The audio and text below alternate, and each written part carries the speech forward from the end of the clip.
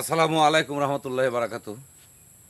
এখন আপনাদেরকে যে বিষয়টা শোনাবো, এই হাদিসটা হচ্ছে সম্পূর্ণ একটা আপনার ব্যক্তিগত বিষয়। কারণ এটা হচ্ছে এমন একটা হাদিস যে যদি কোনো ব্যক্তির ওপর আল্লাহর সহায় থাকে, আল্লাহ হুজুর কাউকে ভালোবাসে, জেনে রাখবেন যে ওই ব্যক্তিকে আল্লাহ রোগ শোক বিপদ আপদ দিয়ে পরীক্ষা করেন। এটা কিন্তু বাস্তবতা। কারণ আমরা দুনিয়াতে শুধু কর্মব্যস্ত, অর্থনৈতিক ব্যস্ত, আমরা কি করে অট্টালিকা করব এগুলি নিয়ে ব্যস্ত। কারণ প্রকৃত যে ঘটনাগুলি আমরা ইসলামের মধ্যে যেগুলি কথা বলছে আল্লাহ, এগুলি আমাদের জানারও টাইম নেই, শোনারও সময় নাই। কারণ এগুলো আমরা জানতেও চাই না, শুনতেও চাই না কোনো সময়। তো এগুলি জানার যে খুবই জরুরি, আপনি একজন মুসলমান হিসেবে এগুলি জানা আপনার জন্য খুব জরুরি, মানে ফরজ।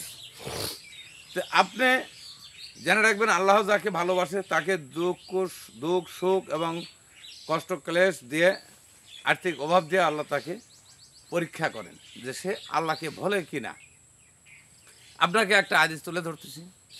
রাসূলের একজন সাহাবা ছিলেন, ইনি এনার বিয়ে করার বয়স ছিল 3 বছর যাবৎ।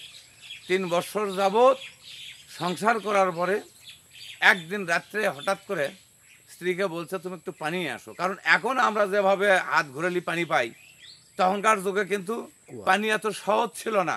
অনেক দূর থেকে পানি আনা লাগতো এবং পানি সংগ্রহ করা লাগতো। তো তখন যখন স্বামী পানি খাওয়ার জন্য চালো, স্ত্রী তখন পানির সন্ধানে পানি নিয়ে আসলো। নিয়ে আসার পর দেখে স্বামী ঘুমিয়ে গেছে।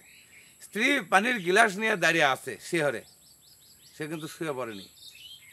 স্বামী ঘুম ভাঙ্গে চেতন পাওয়ার পর দেখে তার স্ত্রী পানির গিলাস নিয়ে দাঁড়িয়ে আছে। তো বলছে তোমাকে পানি আনবে করছি, কখন এখনও পানি নিয়ে দাঁড়িয়ে আসো? তো বললো যে দেখো তুমি পানি চাইলে ঘুম ভাঙার পর তোমার পিপাসা তো বেশি হতে পারে, তুমি পানি না খেলে তোমার সমস্যা হতে পারে। তো অতএব আমি পানি নিয়ে দাঁড়িয়ে আছি। পানির গ্লাসটা স্ত্রীর কাছ থেকে নিয়ে সে পানিটা পান করলো। পান করার পরে মানে আবেগের সহিত এত খুশি, সে খুশি হওয়ার পরে তার স্ত্রীকে বলল যে দেখো আজকের এই খুশির মুহূর্তে তুমি যা চাইবে আমার কাছে আমি তোমাকে তাই দেবো, তবে আমার সাধ্যের মধ্যে তুমি যা চাবা আমি তোমাকে তাই দেবো। তখন স্ত্রী বলল যে দেখো আমি যা চাইবো তাই তুমি দিবে, তোমার সাধ্যের মধ্যেই আমি চাবো, তুমি দিবে তো? বললো যে দেবো। 3বার এইভাবে স্বামীর থেকে স্বীকার করে নিল। লওয়ার পরে শেষের বার বলতেছে যে ঠিক আছে তাহলে তুমি আমাকে তালাক দাও। যখন বললো যে তুমি আমাকে তালাক দাও, তখন স্বামীর যেমন সর্বভাঙ্গে মাথাত পড়ে, এরকম মাথাত পড়লো যে আমি তোমার কর্মকাণ্ডে খুশি, এত খুশি হয়ে তোমাকে আমি উপহার হিসেবে তুমি যা চাও আমার সাধ্যের মধ্যে আমি তোমাকে তাই দেবো। কিন্তু তুমি এমন একটা জিনিস চাইলে যেটা আমার জীবনের বিপর্যয় ঘটাবে, তুমি আমার কাছে তালাক চাইলে। এটা কি কোনো চাওয়ার জিনিস হলো? আমি তো তোমাকে তালাক দিতে পারি না, দেব না। তখন বলতেছে যে না, তুমি যেহেতু ওয়াদা করছো তুমি আমাকে তালাক দিতে হবে। এই দুই এক কথা হতে তো কি সমাধান কি? তখন বললো যে ঠিক আছে চলো যাই আমরা রাসূল সাল্লাল্লাহু আলাইহি সাল্লামের কাছ থেকে সমাধান নেব।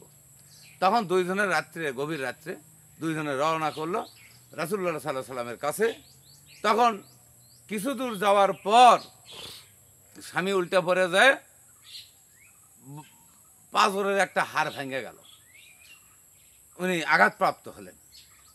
তখন স্ত্রী তাক টেনে তুলে বললো যে দেখো আর আমাদের যাওয়ার প্রয়োজন নাই, আমি আর তোমার কাছ থেকে তালাক নেব না।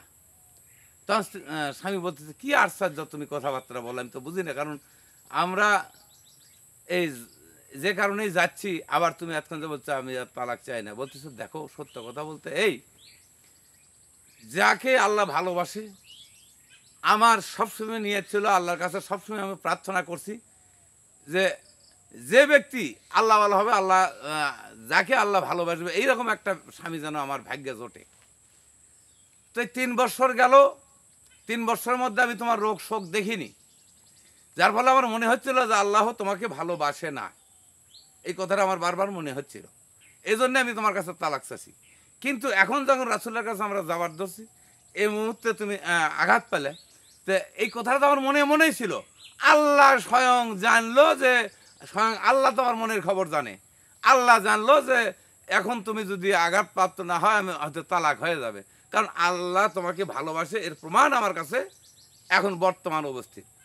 তাই আমি তোমার কাছ থেকে আর তালাক চাই না, চলো আল্লাহ তোমাকে যে ভালোবাসে এটাই আমি কনফার্ম হয়ে গেছি।